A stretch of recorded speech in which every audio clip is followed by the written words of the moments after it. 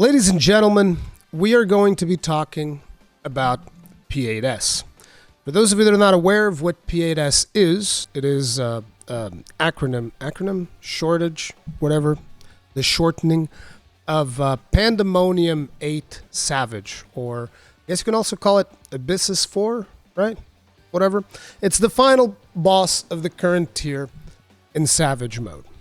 Now, before I begin this, it is important to mention that the things that I'm going to be talking about in no way constitute a request to lower the difficulty of this in any way. I don't think it should be lowered.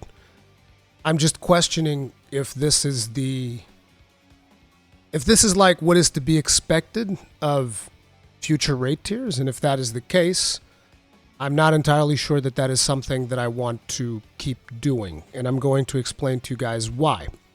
But like I said, and I want to re-emphasize this, I'm not doing this because this is going to end up being a video on YouTube. I'm not doing this as a request for them to change something. I'm not saying that this should be made easier. I'm not saying that this should be simplified in any way. I'm just going to express why me and my static are having some difficulties with this particular encounter. And when I say P8S, I'm not even talking about the second phase. I'm talking about the first phase. But before we get into that, I feel it is important to set kind of like, not really a story, what do you call this? To set expectations for my group. So we started Pandemonium as our first Savage tier ever. This was the first time that we decided to try and do a Savage tier in Final Fantasy XIV. And so, as we started, one of the things that we wanted to do is we wanted to do blind progression because we find that to be more interesting. So we started doing blind progression. We did P1S, P2S, P3S, P4S. Some bosses took longer, some bosses took less time. During the progress of these boss fights, we also replaced a couple of people in the static. And currently the group that we have, I would argue, is pretty good. And so we've successfully blind progged everything from P1 to P7S. Like I said, on some of these bosses we struggled more. One that was a bit of a struggle was P3S because of the coloring of P3S, which for those of you that don't know what the coloring of P3S looks like, it's basically orange with orange telegraphs, with orange explosions, with orange bosses, with orange ads. It's an orgasm of orange. And if you happen to, have a difficulty in identifying different shades of orange, you're fucked because your whole screen is going to be one big blur. So P3S was our biggest problem was the colors. It was crazy, right? But the other fights that we've done, we kind of just like progressed it just fine and it wasn't really a problem.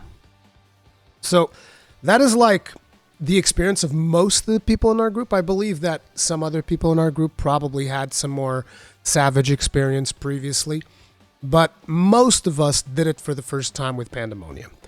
And we finally hit the wall that is P8S. And as a matter of fact, we've been progging P8S for a couple months now. It's also important to mention the frequency with which we raid. We raid, like on a good week, we'll raid 3 evenings, 2 hours per evening, give or take. But we have a lot of situations where, some people are not available, so maybe some weeks it's only like 2 raids. There have been weeks that we couldn't raid at all. But ideally, on ideal progression, we'll be doing 2 hours, 3 days a week, which is a considerable investment when you take into consideration that I'm a father of 2 children. I spend a lot of time creating content. Basically, I have very limited time. And we had been progging just fine with this timetable. Now, why was P8S a problem? Well, first, let's start by talking about the mechanics of the fight. So I made this very simple flowchart that I will now explain to you how it works for the people that don't know how P8S works. And understand that this flowchart is not created from a guide of any kind. This is our interpretation of the fight up until this point. It's not even the whole fight. This is what we've determined by blind progressing this fight over a couple of months. Okay? Oops, sorry. Mistake there. So first thing first. Fight starts, and you guys can see that there are 4 things that can happen. Only one of these things will happen. Now, B plus T means bird plus tetra. S plus T means snakes plus tetra. S plus O, snakes plus octa. B plus O, bird plus octa. Each of these events is going to have a different positioning that everybody in the group needs to take. Not only that, you also need to judge what the situation is on the ground, because there's going to be flames covering the ground. So you're going to have to judge both on where is it going to be safe to stand and where you're going to have to stand once the first mechanic resolves. So I'm going to show you guys in the screenshot here. This is what the arena looks like. And this is, no wait, this is bird plus tetra 2. Sorry, that was the wrong one. This is the one. This is what the arena looks like. And this is the first mechanic. In this case, out of the ones that we have right here, we have bird plus tetra. So you can see that there's a bird here, and I'm stacking on top of another teammate who is Shadowmancers. So what does this mean? Bird plus tetra implies that for starters, you have to look at all of these little flames in the ground and figure out where it's safe to stand. In this case, this happens to be the safe zone. These 2 squares. Sometimes the safe zone will be these 2 squares. Sometimes the safe zone will be here. So it can change. It can either be here, here, or here, and then you still have the other mechanic to top off. Now, in the case of bird plus tetra, which is what we have here, we need to wait until the ground detonates. Then after the ground detonates, me and Shadowmancers need to run to this square, stack for an explosion, and then Shadowmancers needs to move away. But like I said, from this mechanic, there's 4 different variations in which things can occur, plus the variations of where it is safe to stand in the ground. Perfectly fine. We figured that out. Took us a couple of attempts of practice and whatnot to figure out the exact positioning. Do remember, like I said, this is our very first Savage Raid tier, so I'm sure that veteran raiders will be able to figure this out way quicker than we did. But it doesn't matter. Figure this out, no problem. So let's take a look at the next mechanic. So after that, we get a tank buster. Now this is a very specific tank buster because it is a double tank swap with basically no time in between. Again, for those of you that don't understand how this works. So the boss starts casting something called, I think it's Flame Viper. And as you can see, I'm the off tank. Our main tank is right here, eating the mechanic. Before the boss finishes casting Flame Viper, I will have to taunt. I already taunted here. So after the boss does this, he immediately is going to turn to me, do the tank buster. You can see I already have Rampart. And right before it ends, I'm also going to pop Bloodwetting. So he's going to pop that on me, and then immediately after, the main tank has to taunt back. Because just one auto attack after the tank buster, you're dead. That's it. But anyways, tank buster, also pretty simple. It's just a double tank swap. It's whatever. No big deal. So that's the second mechanic that happens. Right? So, we went through here. We went bird plus tetra into tank buster. Just remember, if you get any other one of these, you'd have to take a little bit longer to figure out how these work out. But basically, the idea is tetra, you have to stack with someone. Octa, you all have to spread. Now, after the tank buster, the boss is going to do something which we dubbed Leg Day or Gorgon. And these are not like official names or whatever. This is just stuff that we call it in order to understand what is happening. I believe that the case that I have here, I think I have pictures of both, actually. So let's take a look at Leg Day. Okay, here's Leg Day. So Leg Day, the boss now has 4 legs instead of 2. And what he does is he is going to stomp the ground 4 times. As the boss stomps the ground 4 times, he is going to target 2 people at a time every time he stomps the ground. So imagine, for instance, me and Ketnet would get targeted on the first one. 2 big pillars would pop up. So for starters, we need to be spread, clock positions, standard stuff. We'd get hit, we'd be like, okay, I'm number 1. Then he'd do it again. And then the people that get hit next, they'd be number 2. and then number 3, and then number 4. Once he's done this, we all collapse the middle for healing. And then immediately the persons who had the number 1 stomp, the ones who were stomped first, they have to run to a position, which in our case we determined it was going to be D. You have to run to a position far away from the boss so that the boss stomps on you. The people who are second, as the boss is stomping, they need to run in the opposite direction to make sure that they're the furthest ones away to bait the boss next. The people who are third, once again, run to the opposite direction again, and you do this little dance to kind of like get the boss to stomp people 2 at a time. Now, it's important to mention that in this mechanic, should you fuck up once, like one person dies, game over. Everybody dies. It's that simple. If one person dies, everybody dies. Unless you're lucky and somehow one of the people standing alone is the tank, which I think you might be able to survive like that. But in most situations, somebody makes one tiny whiny mistake, it's all over, it's a reset, got to start over. So that's leg day. But now that I've explained to you leg day, let's take a look at Gorgon. What is Gorgon? Do I have Gorgon here? Yeah, I do. Gorgon. So Gorgon is different. Gorgon involves everybody getting 2 debuffs. So usually it'll be separated by tanks and healers and then DPS. And the idea is one of the players is going to have this, which is going to freeze these ads called Gorgons, which is the only way to kill them. You have to freeze them first. And then another player is going to have this debuff that I have right here, which is going to enable me to drop poison on top of the Gorgons.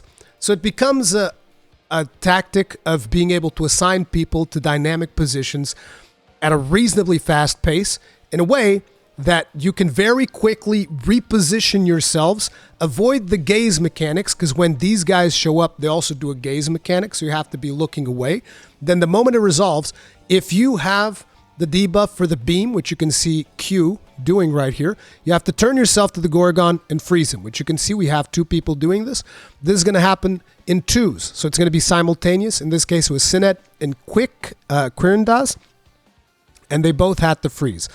And then in the follow-up, there's going to be somebody on the other side, on Sined's side, that's going to do what I'm doing, which is you have to stand here, then a puddle will show up, and this thing will die.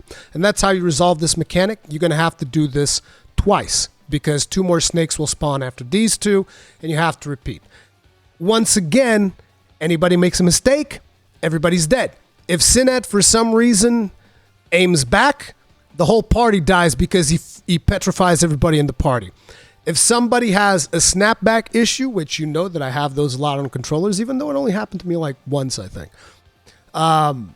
Basically, everybody's dead. If anybody is trying to keep uptime on the boss at all costs, there's a high chance of them turning around, killing everybody else. But basically, this is another mechanic. We figured it out, no problem. Now, the problem with these 2 mechanics is in, for starters, because these are still basic mechanics that we already figured out, no problem whatsoever. But the problem with these 2 mechanics is that traditionally, with most bosses in Final Fantasy XIV, what happens is you get to practice a mechanic until you figure it out. That's how you kind of like progress in a boss fight. So you figure this out, okay, good. And then you're like, oh, we got this Gorgon thing, got to figure this out. So you're practicing this. Then you're like, okay, you think you figured something out in the Gorgon phase, and then you restart the fight, and you're like, okay, let's make plans on how to deal with this. Okay, go. Then you progress, and you get here, and you're ready to do this thing again, but the boss goes like, no, I'm going to do this now. And you're like, fuck! So now you have to learn this one, which I explained to you already what it is. And then you're like, okay, you're figuring this one out, and then you're like, okay, I think I know how to do this one, and then you reset the boss. Then you come back and the boss goes, now we go this way again. And you're like, fuck! Because your mind is beginning to get formatted for this, and the boss switches to this. Your mind formats to this, and the boss switches to this. And it is annoying as shit. It is, Jesus Christ, it is so frustrating. But anyways, like I said, we progress through it, no problem. We know how to do this. This is not a problem. Once you figure this part out, you get into the next part, which is also really cool. It's Manifold Flames. Now, what is Manifold Flames? Manifold Flames is actually fairly simple. Basically, a bird spawns and a boss spawns, and you just have to position yourself. Now, I don't really have a good screenshot of this because I took this from an old video that I had of a couple of attempts that I was recording. But basically, if you look at my position, this means that there was a bird over here, and the bird burns the outside of the arena, so we have to be on the inside. And then there would be a snake here, and the snake is going to burn from east to west, and the bird is going to burn from north to south on the outside. So snake burns the inside, bird burns the outside, and you get like a neat little square to stand on this side, and another neat little square to stand on that side. So that's Manifold Flames. Now, Manifold Flames also does something in which it randomly puts a debuff on either the healers and tanks or the DPS. Which is why then you have another mechanic that we call tank healer bait or DPS bait. So if the tanks and healers get this debuff, they have to move away, and the DPS need to go and bait the next mechanic. If the DPS gets the debuff, then the tanks and healers need to bait the mechanic, and the DPS needs to move away. I actually have a screenshot of what that mechanic looks like, I think. Yeah, on here we had a DPS bait. So, this is great. Actually, I just realized something. Is this correct? No, this is correct. This is correct, yeah. So the way that this mechanic works is, as you can see, there's going to be a bait. It is whoever is closest to the boss gets hit by this thing. If you notice, I have a debuff here. This is a magic vulnerability debuff. That means if I tried baiting this, I would die. So I have to move away, give room for the DPS to go in and bait. So that's just another variation that you get to do during this fight. So once you do that, I just put this in here because, you know, I didn't want it to like put a bunch of arrows or whatever, but move to this. And then from here, you're going to have, once again, you guys remember that I put up here, bird plus tetra, snake plus tetra. It's kind of the same thing, but it's different because instead of octaflare, which is a mechanic where you have to spread, you have something called nest of vipers. But fundamentally, it means you also have to spread. But there's 4 variations on this because, let me show you guys the, I believe I have the screenshot here. Nest of vipers inside. Yeah, this was inside. So let me explain to you what is happening here.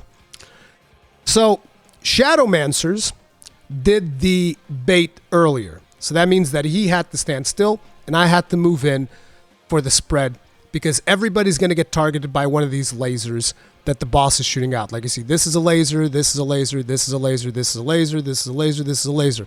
On top of that, there were birds on this mechanic. So when there's birds on this mechanic, it means the only safe spot in the whole thing is like a tiny little square, the black one, not the white one. I know that you might get confused because like, what do you mean the black one? I can't even see the black lines. Yeah, they're there. Don't worry. They're there. Just know that it would be, do I actually have that epic pen thing? I think I do. Right? Yeah. I'll show you where the lines are. Okay. Let me grab a pencil here. Yeah, this color would do it. So this is where the lines are. You probably can't see them, but it's about, this is your safe spot. This is safe, and then you have to spread everybody around to make sure that the spreads don't over collapse on each other. Now, this mechanic, like I said, can have variations. So in this case, it's a spread. There can be a different variation where it's the exact same positioning, except instead of spreading, you have to stack. So I would have to be here instead. Or there can be another variation of it where we would have to stand completely outside. So let me clear the screen. Where instead, our secret areas would be, not secret, our safe areas would be here, which is completely off screen. I'm sorry I can't show you because like this, like I said, this is old footage. It's like somewhere here and then here. So it's in the corners. The corners would be the safe ones. And then in there could also be the variation where you'd have to stack over here, or there could be a variation where one of us would have to stack over here and the other one would have to stack over here, respectively, depending. So another 4 variations that you have to keep in mind. Now, I know that for some of you, you guys might already be getting a little bit confused. And let me explain to you in no short term, these are some of the easiest mechanics this fight has to begin with. Okay? So after you solve that particular mechanic, you get another mechanic that we call pick the right corner.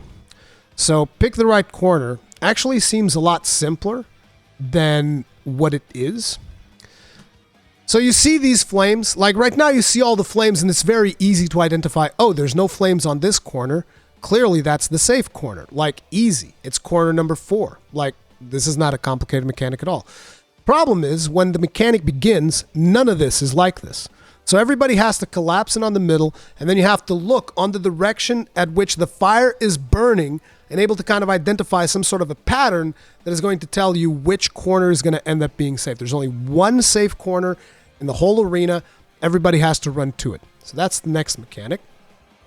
And now, after you solve this mechanic, you guys remember how up here I had this thing that was painted in orange and blue? Okay, so that's going to come into play now.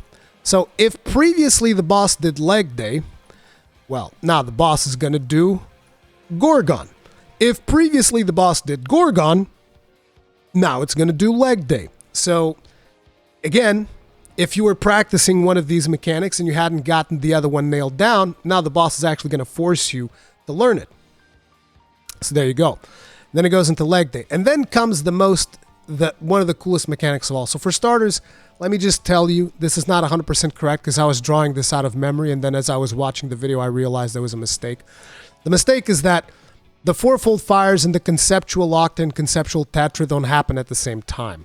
Conceptual tetra octa actually happen before fourfold fires.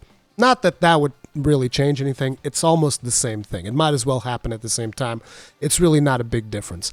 But basically, after you do Gorgon leg day, the boss is going to cast something that's not actually going to do anything right there. It's just going to be something that the boss is going to want you to remember for later. The same way that you are expected to remember this one for when this one happens. And then, by the way, you're going to have to remember this one a little bit later in the fight as well so that you can predict what the next mechanic is coming. I'll be sure to color code it again so that you understand. So, but anyways, conceptual tetra, conceptual octa. The boss is going to cast one of those. I think I have a screenshot of that here as well. Yeah, you can see he's casting it. Nothing else is happening. It's just for you to know, hey, listen, eventually I'm going to cast this mechanic on you, so you better remember what mechanic it is that I'm going to cast. And if you can't remember, you're fucked. I'm going to kill you. So pay attention. So that's conceptual. In this case, we had conceptual tetraflare. Now, tetraflare is the stacking one. Octaflare would be the one where you have to spread. So then he does fourfold fires. I actually don't think I even put fourfold fires in here, did I? No, I didn't put fourfold fires. Doesn't matter. Fourfold fires is basically there's 4 nukes at the 4 corners of the arena, and everybody has to stand exactly in the middle. It's just a big AoE. It's not really a big deal. I just put this in here because it was kind of connected to conceptual tetra and otra. Now, after fourfold fires, there's 3 different things that can happen. Technically speaking, it's just cardinals or intercardinals, but there's only 2 safe intercardinals, so you can't really go to any of them. There's only 2 safe ones, which is why I say intercardinals 1 or intercardinals 2. And cardinals can be either one of them. Can be north, south, east, west, whatever. And I just made east in the wrong direction. My bad. West, east. But it can be north, south, east, west, whatever. And intercardinals, it's going to be one of the corners. It's usually opposite corners as well. So if one of the groups has to go to one corner, the other group has to go to the exact opposite corner. So I can show you guys what that one looks like. I only have the cardinals one. I didn't really have one for intercardinals. So this is what the cardinals looks like. As you can see, big fucking explosion happens. Obviously, there's no telegraph for this explosion because, I mean, where would be a fun in that? But you can kind of identify it based on these circles here because they'll be bubbling with fire. So you'll know it's about to happen. You'll know when it's going to happen. And, you know, so you'll have to set... Ooh, Shadow was dancing in the fire there. I don't remember if Shadow died here or not, but this looks very dangerous. Can you guys see him? Wait, let me zoom in. He's over there. Sitting in fire. So... you have to assign positions for this. And so the first mechanic is fine. It's just like you just position and you're safe and you're good, no problem. Now the second mechanic is where things get a little bit interesting. So with the second mechanic, it's going to be the exact same thing. There are these snakes that are going to jump to a different location, which is going to dictate where you have to go next. Now, if you went to, let's say, inner cardinals 1 are like northeast and southwest, then inner cardinals 2 would be northwest and southeast, okay? So if you were in inner cardinals 1, then on the next one, you're either inner cardinals 2 or a different cardinal, okay? So that's why I put it like that. And then the boss is going to cast Tetra or Octa. Now, it's not this one. It's not the Conceptual. It's a Tetra or an Octa. Now, depending on which one he casts is going to dictate whether you have to stack on someone or not. And depending on which position you are standing, it's also going to dictate where exactly you need to be standing and whether you have to spread or whether you have to collapse. Okay? So this was one of the mechanics that we got through. It wasn't clean yet, but we got through it quite a few times. Then after that, you once again go into cardinals or inner cardinals. So say if you were in inner cardinals 2 here, if it goes inner cardinal again, you have to go to inner cardinals 1, or if it goes cardinals, you have to go to another cardinal, you know. So basically, you're going to either have a positioning like this, or you're going to have a position similar like this in this corner here, or in this corner here, or in that corner there. But basically, it's going to happen 3 times, right? And in the middle one, there's also going to be the Tetra and Octa mechanics to deal with. And then after that, there's going to be 4 more things that can happen. Only one of these scenarios will take place, but you need to know how every single one of them works so that you position accordingly. Again, we've made it past this phase, not cleanly, but we made past it quite a few times. Now, this can be bird, conceptual, octaflare, because remember, you guys remember this part where the boss casted conceptual tetraflare or conceptual octaflare? See, this is the part that you got to remember, because at this point, he's going to cast something, and the something that he's going to cast is going to be one of these 2. So let's say, for instance, in our example, he casted conceptual tetraflare. That means that at this point, it will either be bird conceptual tetraflare or snake conceptual tetraflare.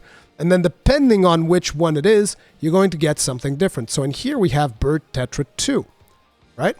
So you'll see, this is when we still didn't know exactly how to position appropriately. We survived barely, and this is hilarious because if you look at the positioning on this particular situation, you'll notice that there's a Wayward Shadowmancers right here about to kill Sinet and Cade. But we were very lucky because the boss decided that I was going to be the one that took the Tetraflare, so I took it alone and nobody died. If the boss had decided that Shadowmancers were going to take the Tetraflare, Shadowmancers would have killed these other 2 friendlies over here. And the funny thing is, I was watching this video, and Shadowmancers was here at the beginning of the mechanic. And then he moved here, and he started running here, and I started running after him. Shadow, no! And then as he crossed this line, I'm like, well, if I cross this line, I'm going to kill people, so I'm going to back off. Calculated. Yes. Clearly, Shadow. Clearly was calculated. But anyway, the idea here was we would have to stack because it was a tetraflare, and we had to stand in the middle because it was a bird, and the bird burns the outer edges of the arena.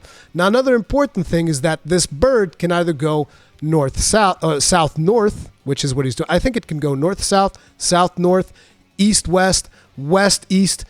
It can go on any directions if it's a bird. And then it can also be a snake, which if it's a bird, this corridor would be your safe area. If it's a snake, then the outside of the arena is a safe area. And positioning changes depending on whichever of these happens to be. So you have to, once again, memorize some kind of position that you would have to know for this, for this, for this, and for this. In the cases of Tetra, you'd be stacking. In the cases of Octa, you would be spreading out.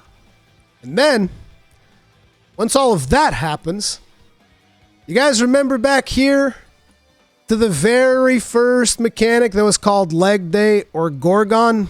Okay, so at this point in the fight, if at the start of the fight, it was leg day. That means that the next mechanic is what I call leg day deluxe.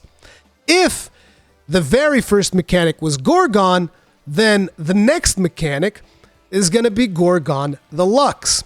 And these are the mechanics that we are currently progging. Blind progging, by the way.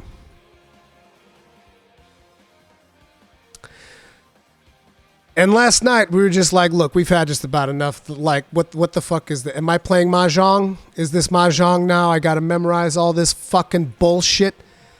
And like I said, I'm not saying this needs to be made easier. I think if this is the difficulty that is expected, that is fine. I'm just saying that this is particularly hard for people that have been raiding Progging Savage for the very first time and are trying to do blind prog. Now, if the expected thing of a majority of raiders is to, watch guides from the veteran raiders and then progress based on those guides, that's one thing. But I would consider that to be a little bit exclusive. You can also argue, well, maybe you guys are just not skilled enough and you can't figure out all of these mechanics. And I'm like, well, we figured it out this far without looking at any guides. But then the funny thing is, because like I said, last night we kind of quit. Last night we're just like, look, we've been progging this shit for weeks now. And yes, we've progressed it, but it's just annoying as fuck because the boss keeps swapping what it's doing and it's completely fucking random. And, we got to a point where we're just like, whatever. Right? And so some people in the static were looking up like strategies and whatnot. And we've come to find that, for instance, I've explained to you guys how Gorgon works earlier, right? Which the mechanic of Gorgon is that you have players that have a debuff that freezes the Gorgons, and then players have a debuff that drops poison on the Gorgons, and the Gorgons die. And that's what we've been expected to do with this mechanic over and over and over again. Well, when you get to Gorgon Deluxe, which is like the last version of Gorgon, because I don't even remember at this point what Leg Day Deluxe is. Even though I have a screenshot of it, it's great. Look, where was it? Leg Day Deluxe. It's this thing, but then there's like jumps and AoEs and like a million other fucking different things. We got to Gorgon Deluxe more often than this one. So if we were to get onto this one, this would be another one that we would have to kind of relearn. We were finally starting to apply strategy to the Gorgon Deluxe, but like I told you, because this fight is random, you need to understand, right?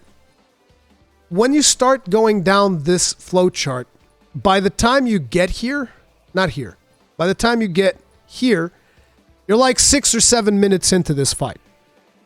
And so it's like you've worked 6 or 7 minutes throughout these very challenging mechanics to get to the part that you're actually progressing.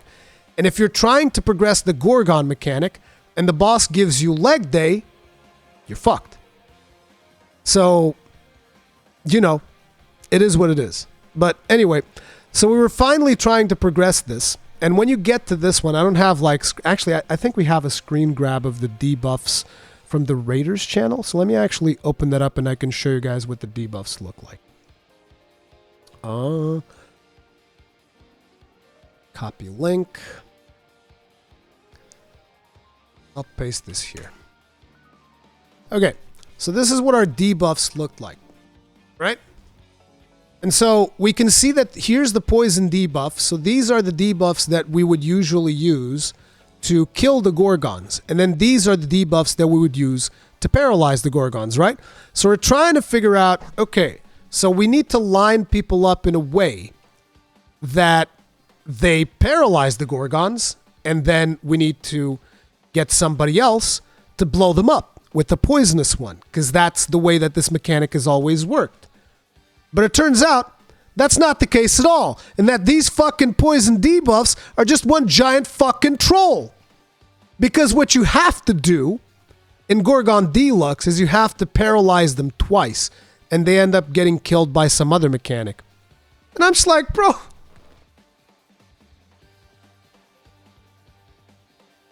60% of the people watching this video haven't even understood probably 70% of whatever the fuck I just said.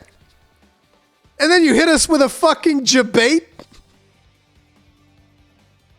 And this is phase 1.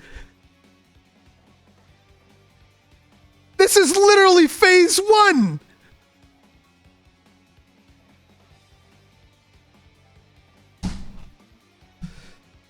So,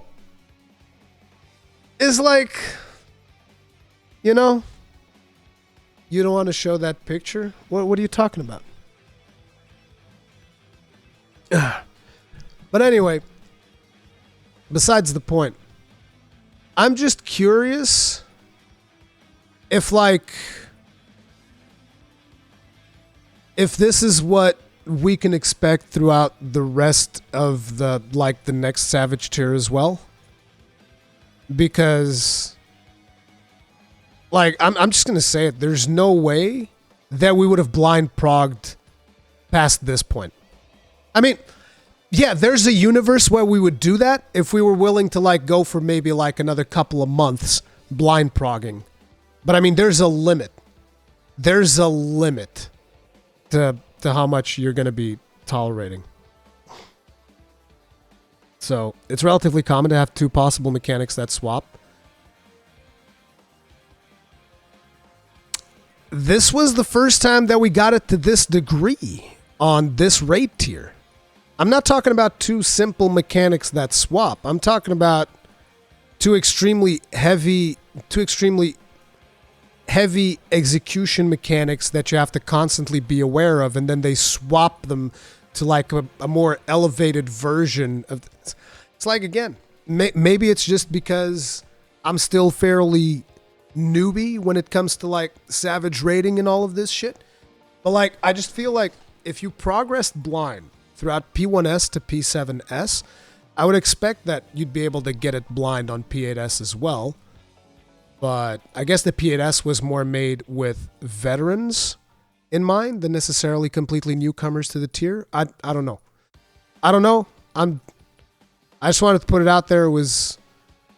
It is extremely frustrating, and it actually has me considering if I want to keep doing Savage Raid altogether. Because I don't want to go back to the days of World of Warcraft of let's go look up the guide before we do the thing, and this is no, I'm not I don't think I'm going back to that. I'm no, I'm good. You know? I'm good. You can see this as a bad tier since PF is dead. I think that's a bold statement.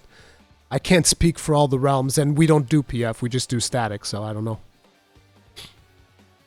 The 2nd and 3rd Savage tier bosses are consistently harder than the 1st. Well, we've beat the 2nd and 3rd. We've beat P5, P6, P7. We've beaten P1 through P7. Completely blind. Good news for you is P2 is way easier than P1. The bad news is going to be hell to blind prog. We're done blind progging for this tier. I'm just considering whether I'm interested in even trying the next tier, because I'm not that interested in just following guides. I don't think that's... Because to me, the interesting thing is that we came up with strategies for the previous bosses in the tier that were considerably different to a lot of the other strategies that people were using. We were just using some crazy ass strats. I mean, I don't even know if the strategies that we're using for some of these mechanics are what Party Finder is doing. I have no fucking idea. But I'm just saying, for instance, I think that yesterday they were showing me the OT position is south for P8S. Our OT position on P8S is actually east. So it's we had very different strategies, and it was interesting developing those strategies organically with everybody in the group in mind and figuring out, this person can execute this mechanic, this can execute. And in P8S, we just got to a point where we're all just completely burned out, I don't know about that, Catnet. I don't know about that. I definitely don't.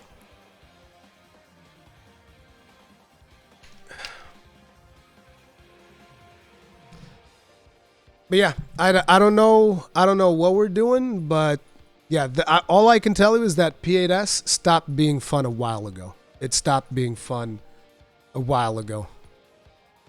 And yeah, I don't know if I want to keep doing it. Is what I'm saying.